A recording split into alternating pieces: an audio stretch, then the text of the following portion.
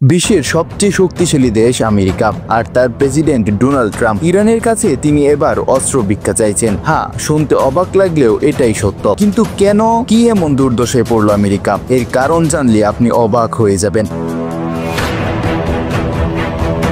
আমেরিকার নৌবাহিনী চরম অস্ত্র সংকটে পড়েছে হুতিদের হামলা ঠেকাতে গিয়ে।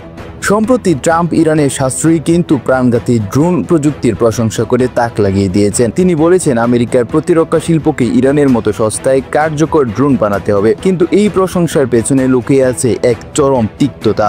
আমেরিকার নিজস্ব ড্রোন প্রযুক্তি এত দামি যে ট্রাম্প নিজেই হতাশ। একটা ড্রোনের দাম $41 মিলিয়ন, আর ইরানের মাত্র $35 থেকে $40,000। ইউক্রেন যুদ্ধে রাশিয়া ইরানের ড্রোন ব্যবহার করে বিশ্বকে দেখিয়ে দিয়েছে এই সস্তা ড্রোন কতটা শক্তিশালী। আর এই কারণেই ট্রাম্পের মনে হচ্ছে আমেরিকার অত্যাধুনিক অস্ত্রের দৌড়ে ইরান এখনই প্রশিক্ষক হিসেবে আসতে যাচ্ছে। তাছাড়া সম্প্রতি একটি খবর তুমুল আলোচিত হয়ে ওঠে সামাজিক যোগাযোগ মাধ্যমে।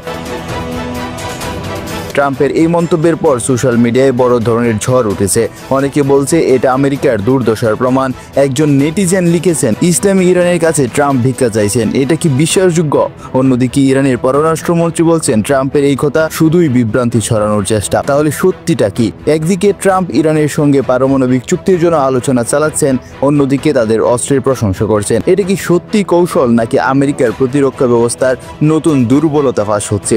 এই বিষয় নিয়ে আপনি কি মনে করছেন সেটা আমাদের কমেন্ট সেকশনে জানাতে পারেন। আরও এমন চমকপ্রদ খবরের জন্য আমাদের চ্যানেলটি সাবস্ক্রাইব করে রাখুন।